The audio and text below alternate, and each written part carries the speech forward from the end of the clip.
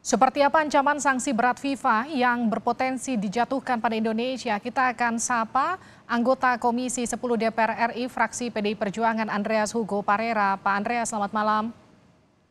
Selamat malam. Kita juga akan sapa pengamat sepak bola Anton Sanjoyo. Bung Joy, selamat malam. Selamat malam. Saya ke Bung Joy dulu ya. Bung Joy, gagal kita jadi tuan rumah Piala Dunia U20. Tanggapan Anda? Ya, ini saya rasa resiko orang-orang Indonesia yang menurut saya tidak terlalu paham soal persepak bolaan, tapi lagu-laguannya, laga-laganya itu seperti orang-orang yang paham betul sepak bola gitu loh. Dan bicaranya soal konstitusi, soal menolak penjajahan. Kalau mau konsisten, konstitusi menolak penjajahan kan nggak hanya Israel yang sampai sekarang dalam pandangan orang misalnya menjajah satu bangsa. Cina juga kan sampai sekarang masih menjajah Tibet gitu loh. Bahkan orang-orang Uighur di provinsi Xinjiang itu masih mereka tekan habis-habisan. Kok tidak pernah ada pernyataan politik terkait Cina, menolak Cina tampil di Indonesia. Bahkan yang lebih lucu lagi, atlet-atlet Israel kan sudah datang juga ke Indonesia, kok tidak ada yang ribut gitu loh. Nah ini menurut saya lawakan-lawakan politisi seperti ini korbannya adalah anak-anak bangsa sendiri, dan mereka tidak punya bencana apapun. Yang punya bencana adalah pemain-pemain sepak bola, industri persepak bolaan nasional, lalu kompetisi yang terkait dengan FIFA dan lain-lain. Apa mereka merasakan hal yang seperti ini gitu. Jadi Ini yang menurut saya Anda sesalkan. ini urusan politik murni jadi salah satu pertimbangan FIFA membatalkan Indonesia sebagai tuan rumah? Pasti karena ada pernyataan-pernyataan dari orang-orang yang prominent di bidang politik. Bahkan surat dari Iwayan Koster itu menyatakan soal bom. Kan itu pasti akan menakut-nakuti FIFA, dan FIFA kan pasti bertanggung jawab terhadap keamanan semua peserta, karena kan ini eventnya FIFA bukan eventnya Indonesia gitu loh. Dan ini yang mungkin nggak banyak diketahui sama politisi-politisi itu, yang saya nggak tahu ya apa agendanya. Tapi menurut saya ini blunder besar sebuah bangsa yang punya kesempatan sebetulnya untuk bisa bertarung di level global, tapi kemudian mimpi itu dipatahkan oleh orang-orang menurut saya yang tidak bertanggung jawab sama sekali. Dan ini menurut saya, sekali lagi saya harus katakan, ini omong kosong kalau konstitusi gitu loh. Kalau konstitusi kita harus juga mengecam negara-negara lain, Amerika Serikat yang melakukan banyak sekali pemboman di Suriah, Rusia juga. Semua negara yang harus kita kecam. Bahkan Indonesia apa tidak melakukan penjajahan di Timur Timur gitu loh. Jadi menurut saya ini kemunafikan kayak begini ini merusak sepak bola terutama Oke. dalam konteks sekarang. Saya minta tanggapan ya, Bung Andreas, sikap PDI Perjuangan terkait pernyataan Ganjar dan juga Iwayan Koster yang menolak timnas Israel. Ini memang sikap PDI Perjuangan sebagai partai, ataukah memang ini sikap personal kepala daerah masing-masing? Jadi gini, pertama, Livi, saya secara pribadi maupun saya tahu juga teman-teman di partai, teman-teman politisi kami di Komisi 10, kami benar-benar menyesalkan peristiwa pembatalan ini, dan di dalam rapat dengan Menteri Menpora PLT 2 malam yang lalu, saya sudah mengungkapkan ini gitu, mengenai ketika Pak Ketua PSSI ke Doha untuk bertemu dengan Presiden FIFA, hal tersebut kami sudah ungkapkan, dan memang kita sangat menyayangkan peristiwa ini terjadi. Tapi berawal ini kan kita dengar bahwa ini berawal dari surat dari Iwayan Koster, Gubernur Bali, karena itulah katanya yang menjadi pemicu. Nah, surat itu kebetulan saya lagi buka suratnya ini, saya lagi perhatikan suratnya ini. Suratnya ini beliau menyampaikan sebagai kepala daerah yang bertanggung jawab terhadap daerahnya, menyampaikan kepada Menpora pada waktu itu. Menpora, surat ini ditujukan pada Menpora, dan Menpora pada waktu itu masih Pak Zainuddin Amali, tanggal 14 Maret. Tapi ini masa transisi, dan surat ini konfidensial, surat antara instansi yang mempertanyakan soal hubungan diplomatik antara Indonesia dan Israel, karena memang tidak ada hubungan diplomatik antara Indonesia dan Israel. Nah, oleh karena itu beliau menolak uh, uh, kedatangan Israel untuk ikut dalam drawing, untuk hadir di dalam event ini gitu. Nah gini, Livi, apa yang dilakukan oleh Gubernur Bali ini, ya harus dia lakukan karena ini dia sebagai OC lokal.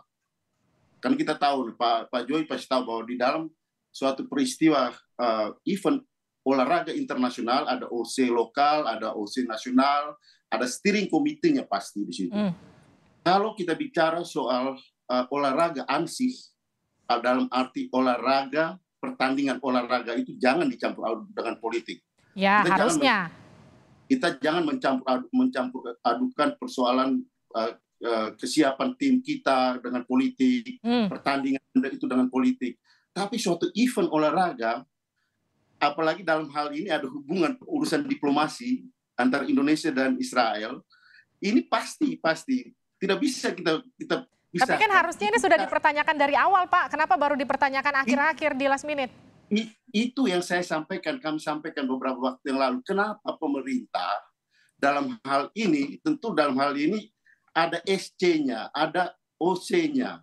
Itu seharusnya menyelesaikan ini karena ketika drawing itu, ketika kita mengapply ke FIFA untuk menjadi tuan rumah, kita kan belum tahu bahwa Israel akan lolos.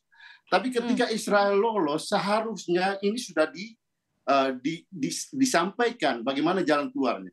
Kenapa? Karena di dalam Permenlu, Peraturan Menteri Luar Negeri tahun 2019, Peraturan Menteri Luar Negeri nomor 3 tahun 2019, di halaman 45 itu jelas diatur mengenai bagaimana suatu tim seperti Israel yang tidak mempunyai hubungan diplomatik dengan Indonesia, itu bagaimana kalau dia datang ke Indonesia.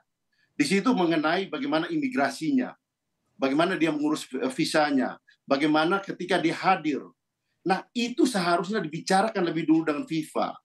Kenapa? Karena kita tahu misalnya bagaimana FIFA juga melarang ketika pernah Rusia tidak menggunakan benderanya, tidak menggunakan national anthem-nya. Nah, ini urusan politik. Dan kita tidak bisa memisahkan suatu event olahraga dalam peristiwa-peristiwa, banyak peristiwa. Tapi kan pernah ada juga urusan politik beberapa waktu lalu yang juga digelar di Bali, ada bendera Israel bahkan ada di sana. Nah ini harus dibicarakan lebih dulu. Inilah yang harus diselesaikan lebih dulu, Livi. Artinya pembicaraan ini harus diselesaikan lebih dulu sebelum ya peristiwa itu. Kenapa? Saya sudah duga lebih dulu bahwa Israel ini dia datang akan menjadi kontroversi. Dia tidak datang seperti sekarang. Akhirnya jadi seperti ini gitu. Karena sulit kita untuk memisahkan ini.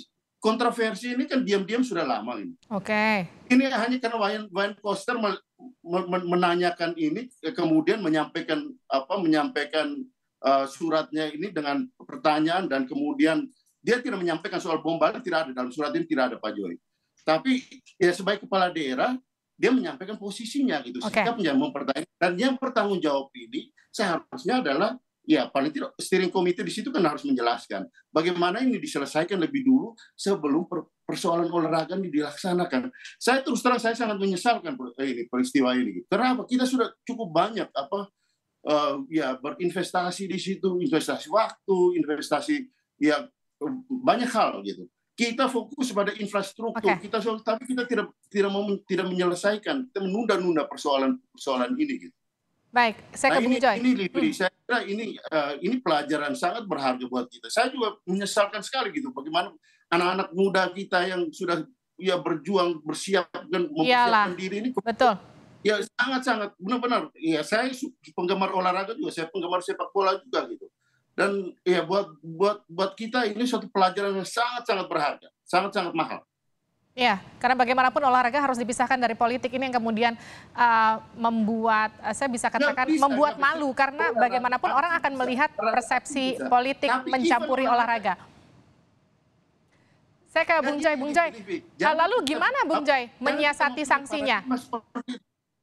Ya, saya tidak terlalu yakin bahwa FIFA akan memberikan sanksi yang teramat berat ya kepada Indonesia, karena ini kan sebetulnya bukan salah pemerintah Indonesia, bukan salah PSSI gitu lah. Ini adalah kesalahan dari iklim perpolitikan kita yang menurut saya masih dalam tanda kutip kekanak-kanakan lah.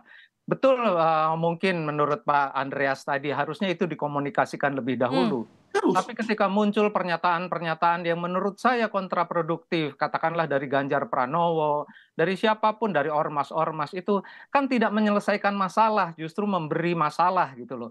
Harusnya kan kalau betul negarawan, kalau betul mereka ini orang-orang yang cinta pada bangsa ini, kan boleh saja menyampaikan itu dalam kerangka bagaimana kita mencari solusi, bukan kita menolak, pokoknya berdasar konstitusi kita menolak.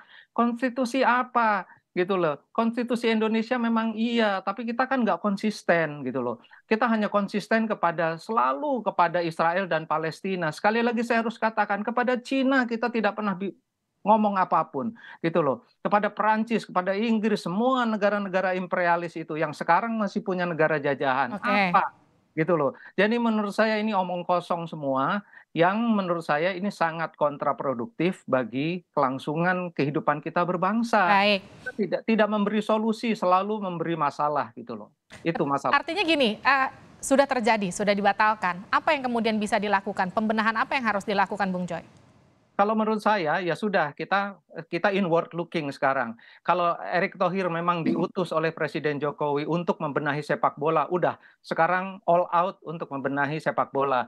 Bikin PSSI ini sebagai organisasi yang jauh lebih bisa dipercaya, bisa membuat kompetisi yang bermutu, bisa membuat timnas kita yang jauh lebih kompetitif di Oke. level internasional. Itu aja gitu loh, karena memang saya tahu betul Erick Thohir itu diutus oleh Presiden Jokowi untuk mengambil alih PSSI, untuk mengamankan Piala Dunia U20, tapi sekarang kita batal, jadi ya sudah, di-switch saja fokusnya untuk membenahi sepak bola Indonesia. Terakhir untuk Bung Andreas, apa yang akan dilakukan Komisi 10 setelah ini? Saya membaca di edaran-edaran yang muncul di berbagai media sosial bahwa FIFA tetap punya komitmen untuk melakukan mendampingi proses transformasi sepak bola Indonesia. Saya kira ini satu poin yang baik dan masih ada ruang dan waktu untuk berbicara dengan FIFA supaya persoalan jelaskan masalah terbuka mungkin gitu, sehingga dengan demikian FIFA pun tahu bahwa kita ada hal yang berkaitan dengan hubungan diplomasi kita. Ini kan persoalannya kan kita dengan Israel, bukan persoalan dengan seluruh dunia gitu. Oke. Nah itu yang harus disampaikan. Kemudian ya kita belajar dari peristiwa ini gitu. Saya harus ingatkan bahwa suatu event olahraga itu adalah keputusan politik. Baik. Dan keputusan untuk suatu keputusan politik itu tidak bisa kita lepaskan dari peristiwa event olahraga itu. Olahraga ansih, olahraga itu harus kita pisahkan gitu. Makanya belajar dari sini, selesaikan. Politik itu harus bisa mensinergikan, mengkolaborasikan berbagai macam elemen-elemen yang ada di dalam suatu event besar, termasuk event olahraga itu. Terima kasih. Itulah fungsi politik. Baik, terima kasih Andreas Hugo Parera, terima kasih juga Bung Anton Sanjoyo telah bergabung bersama kami di SAP Indonesia Malam.